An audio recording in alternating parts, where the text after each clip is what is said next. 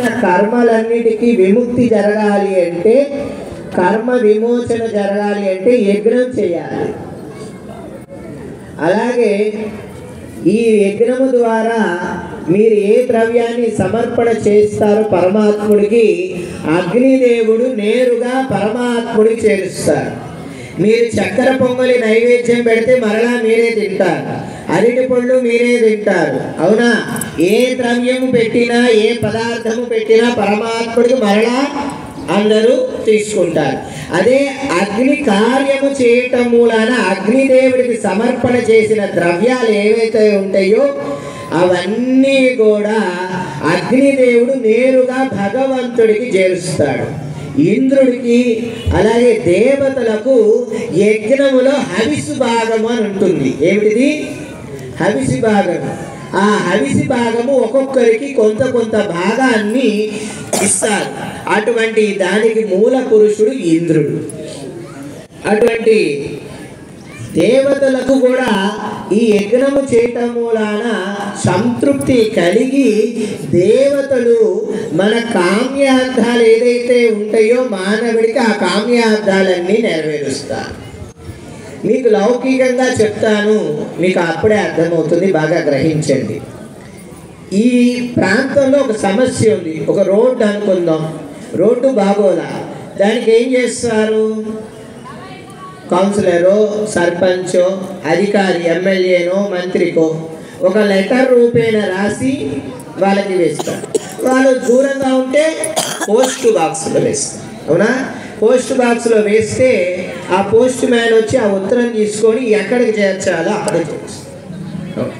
అప్పుడు ఆ అధికారి ఎవరైతే ఉంటారో ఆయన దగ్గరికి చేరినాక, అయ్యో ఈ రోడ్డు సమస్య ఉంది కాబట్టి వీళ్ళకి మనం ఏదో పరిష్కారం చేయాలి అని చేస్తారు.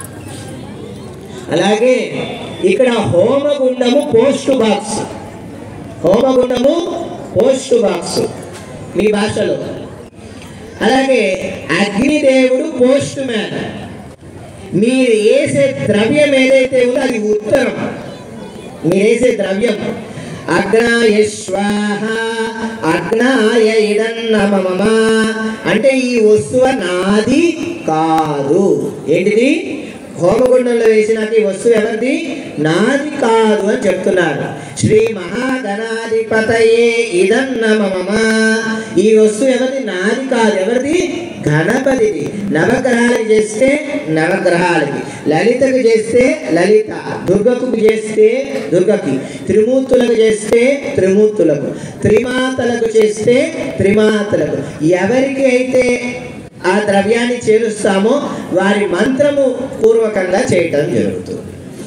అలా ఈ ద్రవ్యాన్ని అగ్నిదేవుడు తీసుకొని ఆ ద్రవ్యం యొక్క ఫలాన్ని మనకి ప్రసాదింపజేయడానికి అగ్నిదేవుడు ఆ ద్రవ్యం అంతా అరాయించుకుంటాడు. అరాయించుకోవడం అంటే ఏమిటి అంటే మీ భాషలో మొత్తము బూడిద అవ్వడం. మీరు తీసుకున్న ఆహారం అంతా జీర్ణం అయిపోతే శక్తి వస్తుంది. జీర్ణం కాకపోతే ఏమైంది అంటే కష్టంగా ఉంటుంది. ముందు పని చేయాల, తీసుకున్న ఆహారం శరీరానికి సరిపడాల, అంతేగా. ఇక్కడ వేసే ద్రవ్యాలు కూడా అగ్నిదేవుడు పూర్ణంగా ఆయన స్వీకరిస్తే మీకు ఫలితం కూడా అంతే వస్తుంది. మీకు ఫలితం కూడా అంతే వస్తుంది. సగం ఆహారం జీర్ణం కాకపోతే ఎంత సమస్యో మీ ఫలితం కూడా అలానే రాదు. అందుకని పూర్ణాహుతి చేసినాక ఎక్కడ కూడా ఇంత కూడా అగ్నిదేవుడు అరాయించుకోకపోతే చూసుకొని మరలా ఆ సమితిని పక్కకు చేర్చి ఆ ద్రవ్యాన్ని చేర్చి కాస్త కర్పూరం ఆవుని మరలా సమర్పణ చేస్తే అది పూర్తిగా అగ్నిదేవుడు తీసుకుంటాడు. ఆ అగ్నిదేవుడు గణపతికి ఇస్తే మన సంకల్పం గణపతికి చెప్తే గణపతి అనుగ్రహింపజేస్తాడు. అలా త్రిమూర్తులకు చెప్తే త్రిమూర్తులు అనుగ్రహింపజేస్తారు. లలిత పరాభట్ట